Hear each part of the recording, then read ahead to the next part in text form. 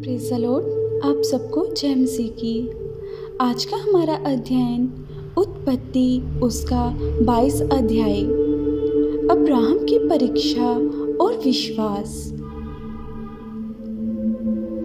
इन बातों के पश्चात ऐसा हुआ कि परमेश्वर ने अब्राहम से ये कहकर उसकी परीक्षा की, हे अब्राहम। उसने कहा, देख मैं यहाँ हूँ। उसने कहा, अपने पुत्र को अर्थात अपने इकलौते पुत्र इसहाक को, जिससे तू प्रेम रखता है, संग लेकर मोरिया देश में चला जा और वहाँ उसको एक पहाड़ के ऊपर, जो मैं तुझे बताऊंगा, होम बलि करके चढ़ा। अतः अब्राहम सवेरे तड़के उठा और अपने गधे पर काठी कसकर अपने 2 सेवक और अपने पुत्र इसहाक को संग लिया और होम बलि के लिए लकड़ी चीर ली। तब निकलकर उस स्थान की ओर चला जिसकी चर्चा परमेश्वर ने उससे की थी। तीसरे दिन अब्राहम ने आंखें उठाकर उस स्थान को दूर से देखा और उसने अपने सेवकों से कहा, गधे के पास यहीं ठहरे रहो। ये लड़का और मैं वहाँ तक जाकर और दंडवत कर फिर तुम्हारे पास लौट आएंगे। तब अब्राहम ने होम बलि की लकड़ी ले अपने पुत्र इसहाक पर लादी और आग और छुरी को अपने हाथ में लिया और वे दोनों एक साथ चल पड़े। इसहाक ने अपने पिता अब्राहम से कहा, हे मेरे पिता। उसने कहा, हे मेरे पुत्र, क्या बात है? उसने कहा, देख आग और लकड़ी तो है, पर होम बलि के लिए भेड़ कहाँ है? अब्राहम ने कहा, हे मेरे पुत्र, परमेश्वर होम बलि की भेड़ का उपाय आप ही करेगा। और वे दोनों संग संग आगे चलते गए। जब वे उस स्थान को जिसे परमेश्वर ने उसको बताया था पहुँचे, तब अब्राहम ने वहाँ वेदी बनाकर लकड़ी को चुन चुन कर रखा और अपने पुत्र इसहाक को बांधकर वेदी पर की लकड़ी के ऊपर रख दिया।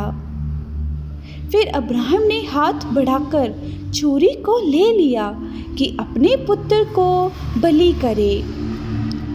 तब यहोवा के दूत ने स्वर्ग से उसको पुकार के कहा, हे अब्राहम, हे अब्राहम। उसने कहा, देख मैं यहाँ हूँ। उसने कहा, उस लड़के पर हाथ मत बढ़ा और ना उससे कुछ कर, क्योंकि तूने जो मुझसे अपने पुत्र वरन अपने इकलौते पुत्र को भी नहीं रख छोड़ा, इससे मैं अब जान गया कि तू परमेश्वर का भय मानता है।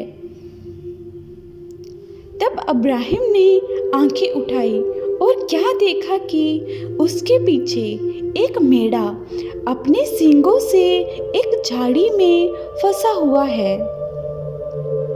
अतः अब्राहम ने जाकर उस मेढ़े को लिया और अपने पुत्र के स्थान पर उसे होम बलि करके चढ़ाया।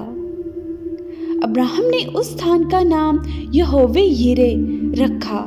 इसके अनुसार आज तक भी कहा जाता है कि यहोवा के पहाड़ पर उपाय किया जाएगा।